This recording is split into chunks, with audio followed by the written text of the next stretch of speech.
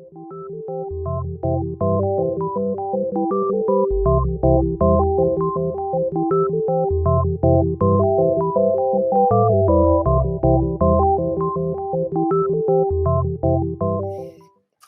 everyone. Welcome back. Next up, we've got Sean and Tim on the road to Jetpack Compose. And let me add the reminder. Slack is the source of all Q&A, so head into that channel if you've got some questions, and at the end, we will pop in and answer what we can live, and then the guys will be available to answer them after that. So that is it for me. I will hand it off to you guys. Thanks, John. Welcome to our talk. We're going to talk today about Jetpack Compose. And we actually titled this talk way back in January. I think a more appropriate title for today is At Home with Jetpack Compose. I'm Sean McQuillan, developer advocate for Android, and I work on Jetpack Compose. I'm very, very excited about it. Before we get started, I want to make a call out to the hidden hero of this talk. My spouse is currently watching our child, so huge thanks there. So good news and bad news. Good news, we won't have a toddler in the middle of the talk. Bad news, we won't have a toddler in the middle of the talk. Tim, do you want to say a couple words about yourself? Hi, everyone. I'm Tim Song, a developer programs engineer, also on the Android DevRel team. And thanks for inviting me back to speak. And also a shout out to my spouse who is keeping our kiddo entertained during this talk. All right, let's kick it off. All right, so we're going to talk today about Jetpack Compose. And before we dive in there, like, just what is Jetpack Compose?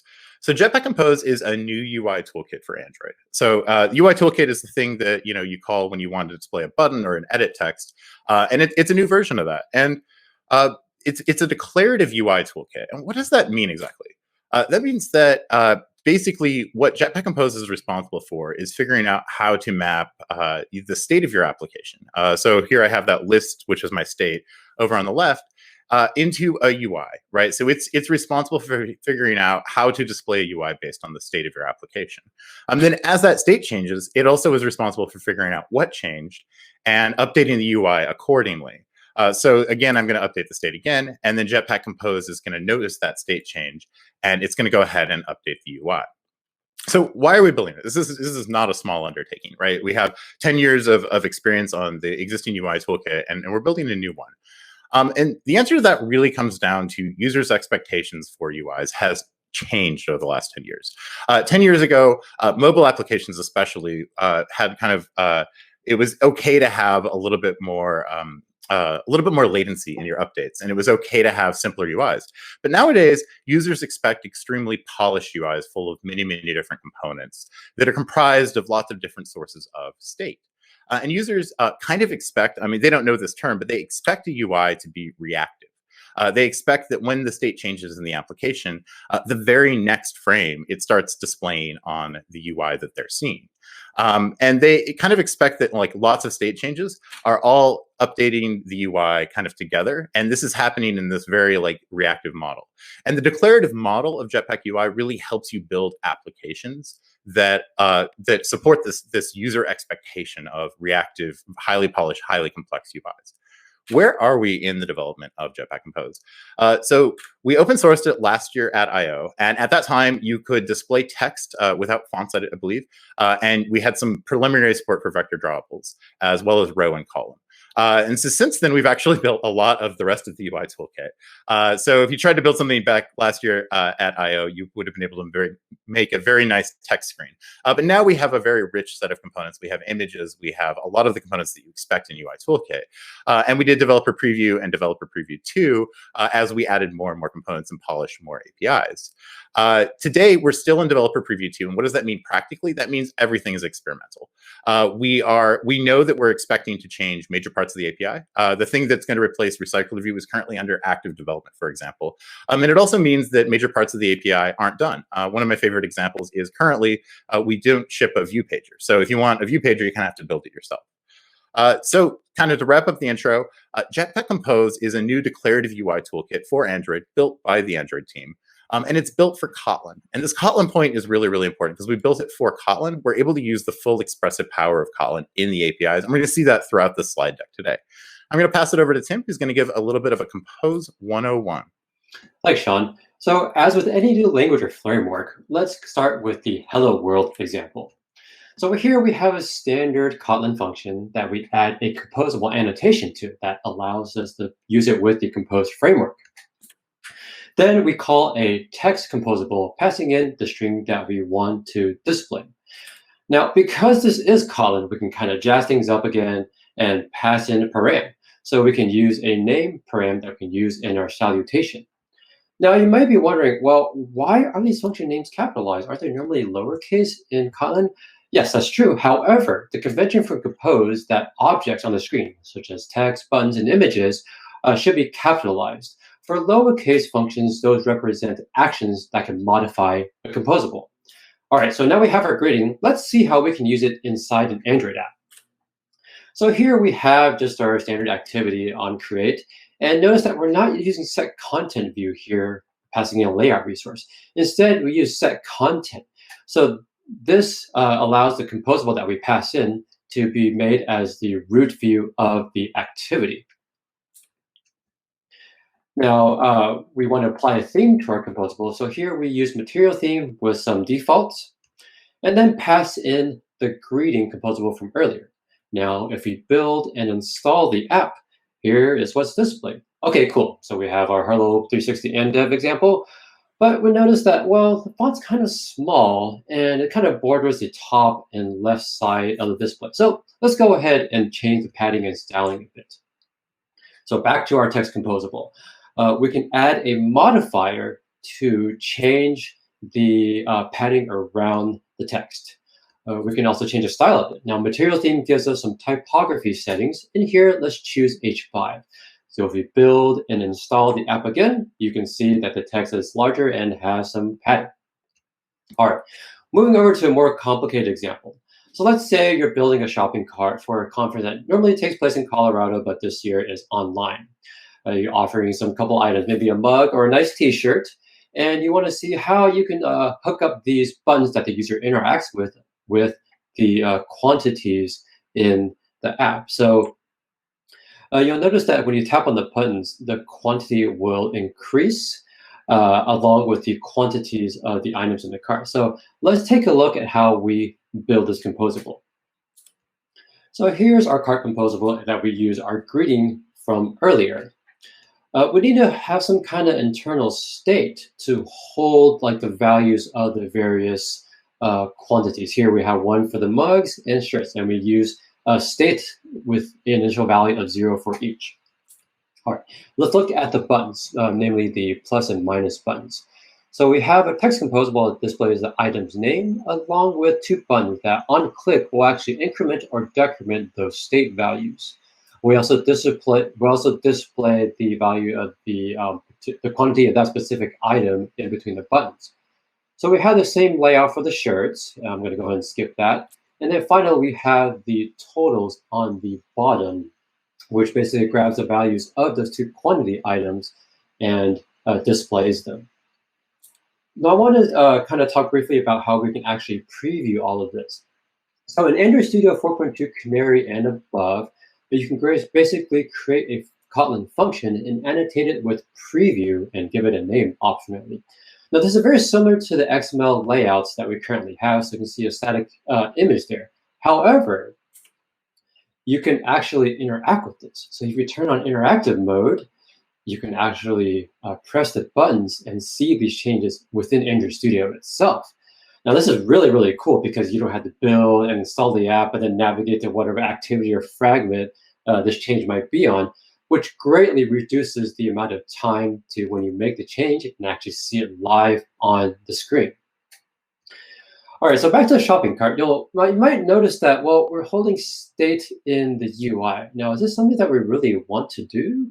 Well, yes, no, and maybe. To talk a little bit more about state and why, where you actually want to hold it, I'm going to pass it back to Sean. Thanks, Tim. So I'm going to talk about state and it's kind of its friend recomposition today.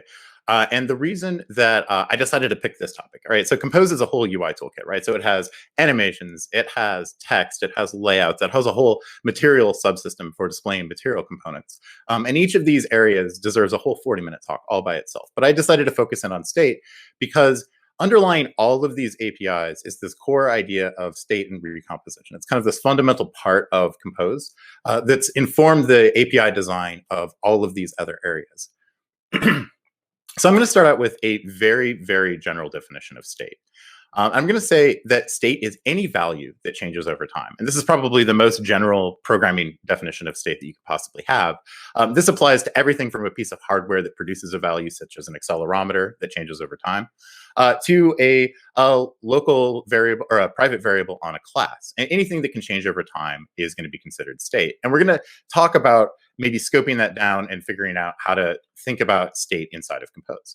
I'm going to talk about three different things. I'm going to start with how to think about state in kind of this hybrid app situation. This is an existing app. You're using something like the navigation component. You have fragments. You currently use an UI toolkit, and you want to use Compose as the UI toolkit for one of the screens in that application.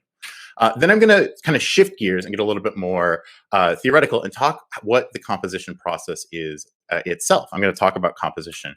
And then I'm going to wrap up. I'm going to talk about recomposition. So kind of the big idea of Compose that I want to I'm going to keep coming back to this is that Compose is built for unidirectional data flow. And unidirectional data flow, what is that? It's this big abstract construct. A lot of architectures say that they're unidirectional data flow, and they are. But what is unidirectional data flow at its core? So I'm going to focus in on just those buttons that Tim showed, right? We have this minus button, we have this plus button, and they increment and decrement this counter in the middle. And so when a user clicks on one of those, we expect to increment the value and see 3 turn into 4. I'm going to go back 10 years, and we're going to code this kind of the way that someone might have coded this at the very beginning of Android. I'm going to make a single activity that's responsible for all of this. And what I'm going to do in that activity is I'm going to make a variable count, and it's just a regular integer that I'm able to increment and decrement inside this activity. Then inside my events, my minus on click listener, I'm going to decrement that count, and then I'm going to call a function update count that I'll define myself. And scrolling down to update count, we're going to see all that does is update the text of the count to whatever the current variable is. Now, for this really, really small example, this code is fine. It works. It's fine. It kind of it gets the job done. But as we add more state to this, I think I and a lot of other people have kind of coded this way and discovered that it doesn't really work as your number of state and number of events explode in your activity. And there's a couple of problems that come up. You kind of end up in this situation where keeping track of what the state the activity is dealing with becomes intractable, and you end up with partial state writes and some inconsistent state. You also end up in the situation where you partially apply state updates, where some state updates, but then you don't actually display it to the user, so the user sees stale information. And then I think the bigger problem is the code, there's no real way to encapsulate here. So the code just kind of gets really big and really complex and really hard to reason about. So to fix all of those things, we introduced view models. Now, this talk isn't really a talk about architecture. This is a meta architecture talk. So instead of introducing view models as I would normally in a view model talk, I'm going to talk more about the design principles that we were trying to accomplish when we designed the APIs for view models. And in this view model, what I'm going to do is I'm going to move that count variable out of my activity and into the view model. And when I do that, I'm going to make it a live data. And what this does is this represents the state that the view is supposed to display. Right, the view is supposed to display this count variable in that text field, but it doesn't know anything about text fields. It's just an integer that's in an observable, this live data. And I'm going to call that state. Then I'm going to specify a way for the UI to pass events to the view model. And I'm going to do that in a view model by defining a function that the UI can call. So here I'm defining a function increment. It's going to do some processing, and then when it's done with that processing, it may decide to update some state. And when that state gets updated, the UI is going to automatically refresh with the new state. Then I'm going to go ahead and define another event for decrement. And this lets us start talking about this unidirectional data flow. So what I did is I took this state from the activity and I hoisted it up to the view model. And now I can see if I draw a diagram like this on the right with my view model on top of my activity, the state is always going to flow down from the view model to the activity. And this is one of the half of unidirectional data flow. The other half is the events are always going to flow up. And put together, this is what really categorizes something as a unidirectional data flow design pattern. I can draw a graph like this, and I can say the state always flows in one direction through that, and an event always flows in the opposite direction, possibly updates the state, and then the state comes back down and updates the UI. So I'm going to fly through the activity here. How do I actually use this? When I have these events from my buttons, I'm just going to go ahead and call the appropriate events on my view model. And then when the count changes, I'm going to observe that, right? It's a live data, so it's observable. So I'm going to observe changes to that count variable. And whenever that happens, I'm just going to update the text in my UI. If I run this again, we're going to see when the user clicks the button, it is in fact going to update the state. And so we've kind of like hit this idea here, which is going to become very important as we move into Compose, of state hoisting. And that's moving state up to make a component stateless. And in this case, we made the activity stateless by moving its state out of the activity and into the view model. So a little architecture break here. This is more of a meta architecture talk than an architecture talk, but this general idea of unidirectional data flow is really something that Compose really tries to encourage. So I did a little survey of the entire alphabet architecture and looked at which architectures like very strictly follow this unidirectional data flow idea. And the architectures that have gained popularity in the last couple of years, MDI, MVRX, MVVM, GuideApp architecture, Android architecture components, all kind of push you in the direction of this unidirectional data flow. Some of the older architectures that gained popularity before that sometimes had events flowing from the state holder to the UI. And if you have one of those, you might have to do a little work to use it with Compose, but it can be done, but it's generally unidirectional data flow is what Compose is built for. So I'm going to now scope this state definition down. I'm going to start talking about state for Compose. What Compose considers state is any observable value that updates listeners every time it's changed. There's a couple things that are really important here. This value must be observable. That means specifically that there's some way to register for updates to this. That means anyone can register a listener to get updates whenever the value changes. This is going to be something like an observe method or a subscribe method, but there's some way that anyone can ask for value change updates. Another important part is that every single time this value changes, it's going to update that listener. Compose kind of needs this to happen. Otherwise, it might display, stale data because it didn't get an update from this observable. So let's take this activity and swap it out for Compose. We're going to use the exact same view model, right? So we're going to keep this state and events. We have that unidirectional data flow that Compose wants here. And then we're going to use that view model. And then we're going to inset content, that function that Tim talked about. We're just going to call a cart screen composable. And right here, I'm just going to pass that view model to the cart screen. And this is a pretty reasonable parameter to give to a cart screen. A screen is responsible for the entire screen. And the view model is going to have all of the information that the screen is going to need in order to display itself. And then we're going to go down into that cart screen. And we're going to use that view model to observe the count. So this line is kind of interesting right here. There's kind of a lot going on. So I want to spend a little bit of time going through this. What this is doing is this is interacting with state, right? This is a state variable that's coming into Compose. And this observe as state is very similar to the way that we previously wrote livedata.observe, and then we got the value and a callback. Composables are kind of similar to coroutines in that they give us a little bit functions with superpowers. So we're able to, here, instead of actually using a callback for the rest of our function body and putting our composables in that observe method, we're actually able to return the current value here. So how does that work? So observe a state is going to observe that live data and convert it into something called a state T. This is a primitive in Compose. Then by is just that property delegate syntax you might use for lazy. And what that does is it reads the current value of that state object. And then all put together, that makes count be just a regular integer, which is the current value of the live data. Right, so now I can just use that. It's just an integer at this point, and I can pass it through to this cart counter. And cart counter doesn't have to know anything about observables or how that state's stored or anything like that. It's just getting an integer. And it also has two events. It has increment and decrement.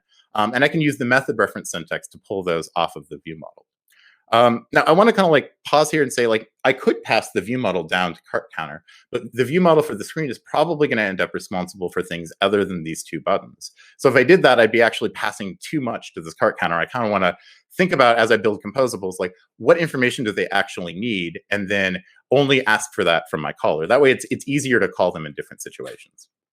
So going down into cart counter, I want to pause and look at this this function declaration right here. I can learn a lot just by this function header. I can see that this function returns unit, and I can see that it has a capital C cart counter. And those two things put together tell me that this is going to be some sort of UI composable. It's going to take its parameters and it's going to do some work, and then it's going to end up eventually displaying some UI. And then I can see that it has this count, which is, it's kind of representing the state that it's displaying, and it's just a regular integer. And then I see that I have two events, increment and decrement, represented by lambdas here. And like, I'm actually learning a lot from this, and we're going to talk more about this as we go through the rest of the talk. I'm learning that this cart counter is probably displaying the state or displaying something based on the state, and it is able to it's able to ask for increment and decrement to that state, but it itself isn't responsible for this state at all. The state is actually hoisted up, in this case, all the way up to that view model. So if we go in here, we can see that that state is actually read by the text to display the count. And the events are passed to the buttons, the appropriate one for decrement and the appropriate one for increment. So if we go back, we were trying to build unidirectional data flow. Did we accomplish that? So originally we had a view model and it was passing state down to the cart screen and events are going up to the view model.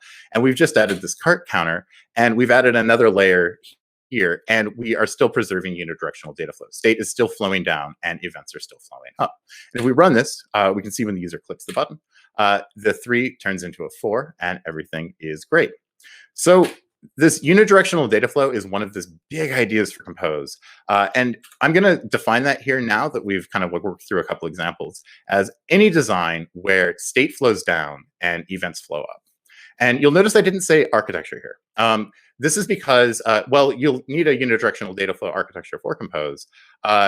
In Compose, you actually do unidirectional data flow in much smaller ways than architecture. You kind of think about it as you're working on individual functions that are responsible for interacting with some state that's coming from somewhere else. And we'll work through that as we continue. So let's switch gears a little bit and talk about composition. What happens when I actually compose this screen? So I have this cart screen and it's called from set content. And what is Compose actually doing? So let's just go ahead and trace through this and see what happens. So when I call cart screen, Compose is actually going to be building a tree of all of the composables that got called. And I'm going to represent that over on the right with this tree over here. So it's going to execute cart screen. It's executing like a function. And when it calls cart counter, it's going to add another node to that tree that it's keeping track of over on the right. And then down in cart counter, I'm going to call row, which is going to call button, which is then going to add a text to it. When I call this text and then the button and the text, I can see that like as I'm like working through this composable, Compose is kind of keeping track of the composables that I'm calling and building this parallel tree over on the right. So I can define composition as tracing the execution of composable functions to create an updated tree. And this is a very general definition. This is the like precise, accurate one that I like hashed out when I was like trying to like define composition. But there's, I kind of think about it like actually a different way. This one is very accurate, and we're going to come back to this one as we go. But what I actually think about composition as is converting parameters into UI. And practically, that's what I'm trying to do. Is I'm trying to take some parameters, and I'm trying to convert them into a UI that the user can display. So now that we know that composition builds a tree, let's take a look at that update part. Let's take a look at recomposition. Recomposition is running the same composables again with new inputs. And to do that, Compose relies heavily upon this type, state of t. This is a type that comes from Compose, and it's kind of tightly integrated with the low levels of the Compose recomposition mechanism. If you represent your state via anything, via a state flow or a live data, in the end, before you pass it to Compose, you're going to convert it into a state because that's the thing that Compose actually knows how to work with. And state is an observable value holder that drives recomposition. So I'm going to go ahead and change my cart counter to use internal state. So we're going to get rid of that view model and the architecture we had before, and we're just going to put that state in the cart counter. And I'm going to do that by just defining this var count by state 0, and I've added state to this. So what happens when Compose executes this? So it's going to call into cart counter, and then when it gets to that state line, what it does is it actually adds a little bit of memory. It lets this function keep track of stuff. It lets it remember stuff that is the current value. And it stores that in the same place as it's actually tracing the this execution tree that we're building with composition. So we're actually kind of like annotating that tree with state. And then down in the button, I can modify that state in my onClick listener. This is an event right here. So I'm able to modify my state in events. I can display that state in my text composable, and then I can increment the state in the plus button. Right, so now I want to check unidirectional data flow. Like I only have one function on the screen here, but if you look at what Compose is actually doing on the right, Compose is actually building like a pretty large, like quite a bit of stuff. And I've actually built a thing that I can check unidirectional data flow on over on the right. So I have the state variable count and it's being displayed in text. And so if I check my unidirectional data flow there, the state is going from cart counter down to text. So we're fine. We're following unidirectional data flow there. And similarly for the events, I have events flowing up from the buttons back up into cart counter. So we are following unidirectional data flow. So what happens when a user clicks this button, right? So the user is going to click on that. And Compose is actually going to look for a callback, and it's just going to call that callback that you provided to button. And when this runs, what is going to happen here? Compose is going to increment that count variable, and it's going to mark the state object as dirty, and then it's actually just going to like go idle for a second. Compose doesn't like synchronously recompose the screen when you update state like this. So thinking back, we had this definition of composition, the big one, tracing the execution of a composable function to create and update a tree. So now Compose is going to go ahead and do that composition thing, and it's going to do it to try to update the tree. And how does it know where to run, what to do?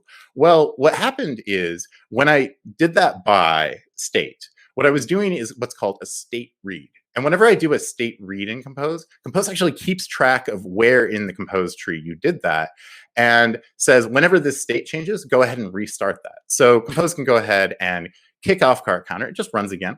So it's going to go ahead and run. It's going to run through the row, and then it has to run the text component because the state actually changed, right? It's displaying now a new value, so text has to run again.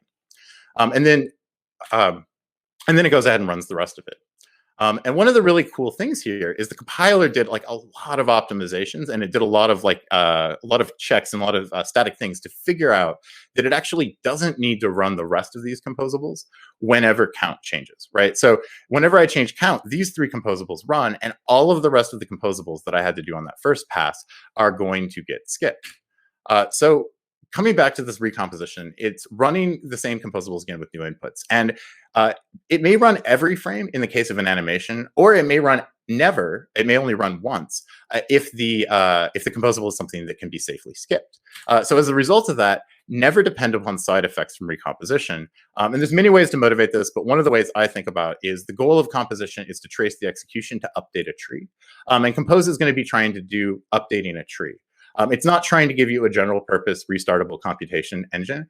So it's not like a replacement for RxJava. It's a way to update a tree. So now we're going to come into state hoisting. Like, why would I want a state hoist in this composable? And this is moving state up to make a component stateless.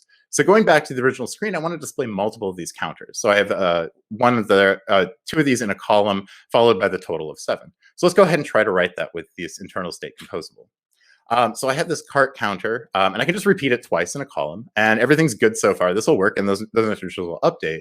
But now, when I want to display that total text, what am I going to display? I don't have access to this, right? This state is held by the cart counter, not by the cart screen. So I don't have any way to get to that state. So the first thing you might think is, I have count as a variable in cart counter. I could just return it. And this, you could actually try to write this code, but let's take a look at the data flow and see if this is following unidirectional data flow. And we'll see what this basically means is this state, which is held in cart counter, is getting passed up to cart screen, which is not what we want to be doing in unidirectional data flow. So the next thing we might be doing is like, aha, I've been paying attention. I want to make an event. So let's go ahead and do that. Let's make a on-count changed event. And then whenever recomposition happens, we're going to call that with whatever the current count is. There's a couple problems with this code, but one of the big ones is this is also not following the practices of unidirectional data flow. I'm actually making kind of an event from state here. So what I'm actually doing is passing state up. The state is still held by cart counter, but it's being passed up to cart screen via this lambda. So what I really want to be doing here is moving this state just completely out of this composable. I want to move this up to my parent. And the simplest way to do this, the most like basic way to do this, is to just make a count of integer and an on count changed lambda, right? And this is the most universal form of state hoisting. This is the pattern that you can reach for any state variable. You can always replace it with a param update param pair like this. And if we check the unidirectional data flow for this, we'll see that the state is in fact going down and the events are in fact going up. So this is exactly the pattern that we want to go for. Now, I'm not actually super happy with this particular API for a cart counter. This is the right pattern to start with for unidirectional data flow and state hoisting, but it's not where I have to stop. Here, I actually really want to be doing an increment and a decrement. So this is a better API for this particular composable. So I'm actually going to specify that instead of kind of that generic on count changed. And then we can go ahead and fill in the rest of the details, and we have the function that we started with. So really quickly, I want to talk about this local state versus hoisted state, right? This is like one of the core decisions that you end up making all of the time when you're using Compose. Should I make state local to a composable function, or should I hoist it to my parent? And so there, I'm going to do like a little decision table to like talk about like when each of these is more appropriate. So local state is very analogous to a private variable on a class. So it's something that's internally entirely private. Hoisted state is a public API. It's something that it doesn't actually add like mutable state, but it adds a public API for specifying state. So it's a publicly controllable way. Another really big difference between local state and hoisted state is its interceptability. What can the caller do when one of these changes happens? For local state, the caller is completely oblivious to the changes that are happening to this local state. So it can't do anything to intercept those, to maybe like stop them from happening, or to write them to some other area. Hoisted state, on the other hand, is completely interceptable. If I wanted to make it so I could only have 7 mugs, I can actually write that logic somewhere else without mucking that logic up in my cart counter button. So it's completely interceptable. I can decide, hey, the user asked for more than 7 mugs. I don't want to actually let them do that. Let's not do that. Also, it's interceptable in another way. If I want to write that state to a room database, I can do that. When the change comes in, I can try to do a write and then update the screen after the write completes. Right, so it's interceptable and it allows you to kind of more flexibility in where the state is stored. Local state is entirely an implementation detail and should be used when you are making implementation details. That means basically that the caller just shouldn't ever want to care about it. Hoisted state, on the other hand, if the caller cares about it, which happens actually a lot in tests, hoisted state is exposed to the caller, and the caller ends up with the ability to control it and observe its changes. And then this other thing, local state is really not shareable. And we saw this with the counter that we were doing there. I actually wanted to share that with my parent, but there was no way to do that because I had local state. With hoisted state, whenever another component cares about this state, that's fine. All the other component has to do is declare the state inside of itself and then pass it down to me. So all of that said, it's okay to have internal state. There's a lot of situations where it's a really good idea. Animations, checkboxes. As you build a larger application in Compose, you're going to end up with like a theme component, a navigation composable, and then just a bunch of screen composables hanging off of that. And you probably want to put the view models inside the screen composables instead of like in your theme composable. It doesn't make any sense there. So to kind of like wrap this section up, there's this effective Java quote. Classes should be immutable unless there's a very good reason to make them immutable. And this one stood the test of time really, really well. Particularly, I think, because it uses good reason instead of stronger words there. So if I can think of a good reason, then it's fine to make my class mutable. But if I can't, then I should prefer to make them immutable.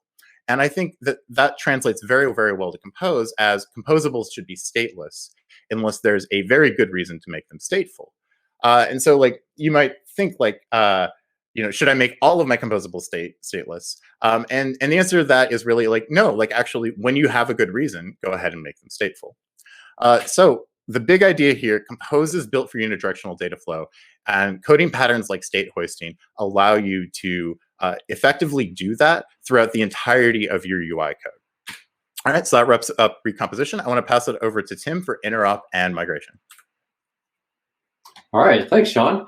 So you're probably working on an existing Android app and wondering, well, how can I add Compose to my app? For that, let's take a look at Sunflower. Now, Sunflower is one of our open source flagship apps, and essentially it's a gardening app that displays a list of plants, and along with the plant details page. It's kind of like very similar to other kind of like recycler view list and detail apps out there. So let's take a look at the plant details page. Now, you might be wondering, like, well, do I need to change my entire app to use Compose? Actually, no. In fact, you don't even need to change the entire screen to use Compose. You can actually migrate your app from the bottom up in the smallest UI components as possible. So for our migration, we'll focus on this portion of the page, basically displaying the plant details. So first, let's take a very quick look of the architecture of Sunflower. Now, like Sean mentioned, the data in Sunflower flows unidirectionally, and it starts in the room database, where it's surfaced as a live data to the repository and then to the view model. The view model is then used by the plant detail fragment, which binds it using data binding to the layout. And in the layout, it's used to display like the name and the plant description. Now, the portion that we want to change in the stack is just for the fragment and the plant detail layout is where we need to add our compose bits. All right, so let's take a look at how this is currently constructed.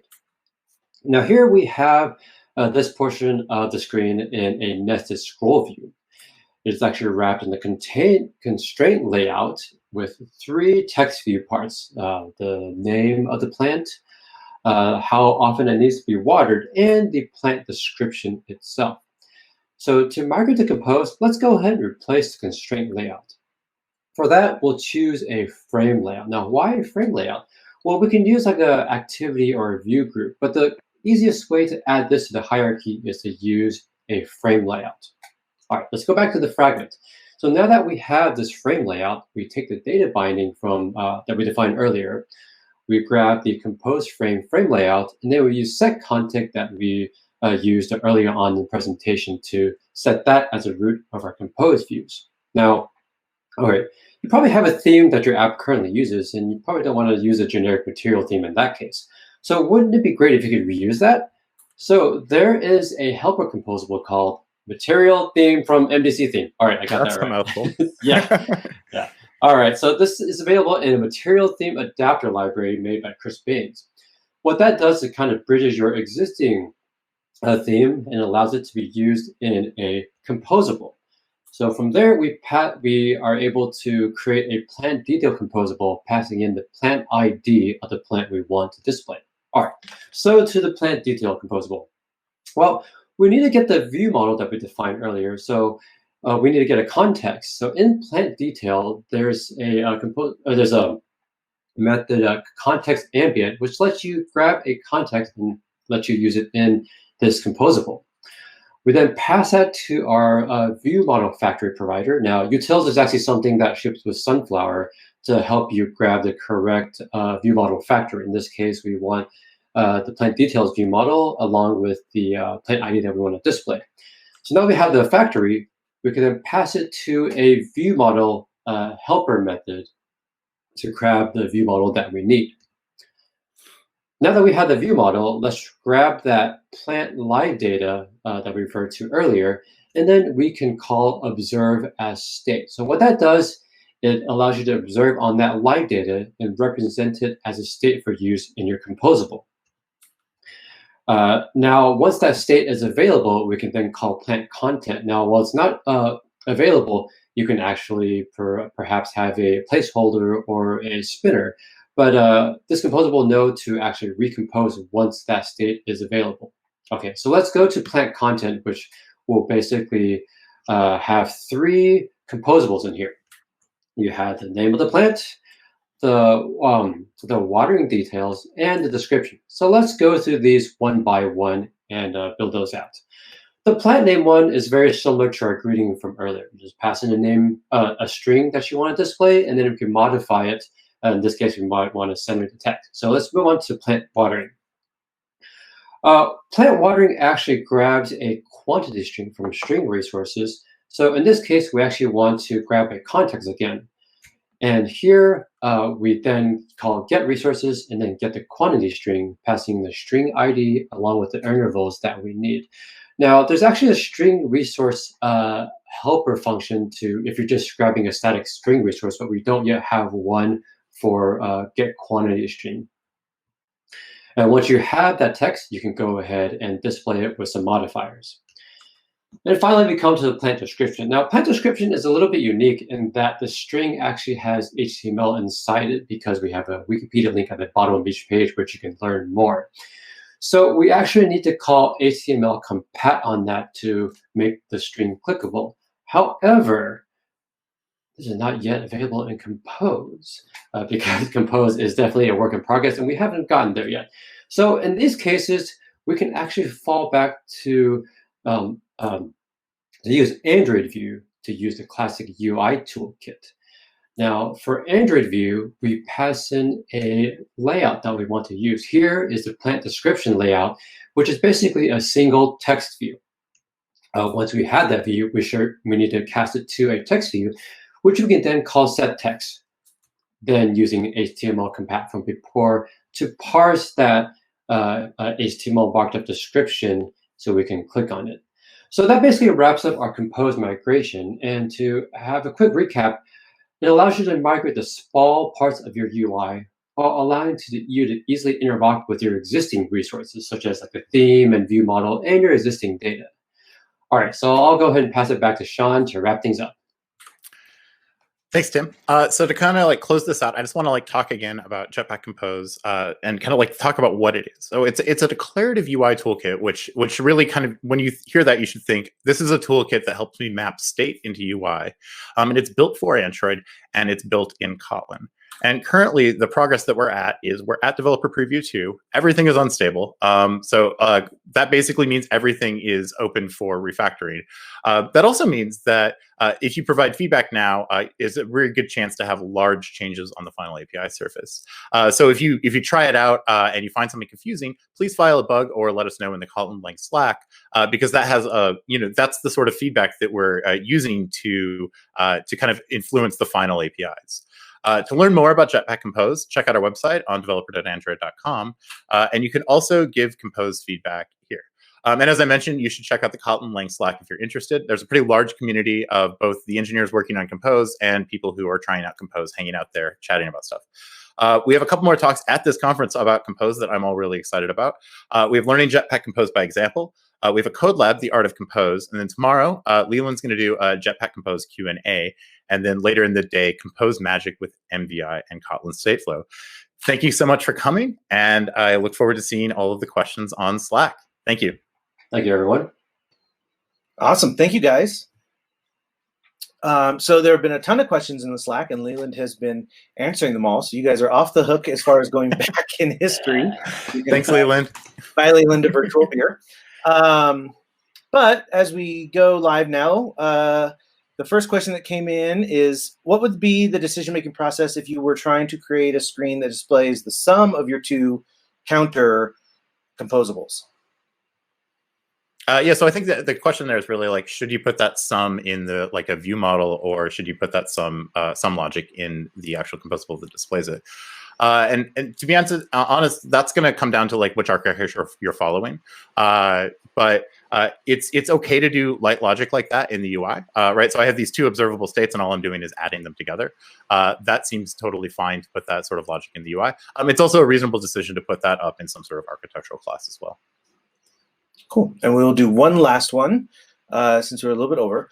How are we thinking about resources with Compose? Is the idea that we should define some of our values in XML to leverage that infrastructure, resource qualifiers for localization, screen sizes, etc.? If I were building an app from scratch, would I define my values in code, similar to how Material Theme set up a basic values for theming?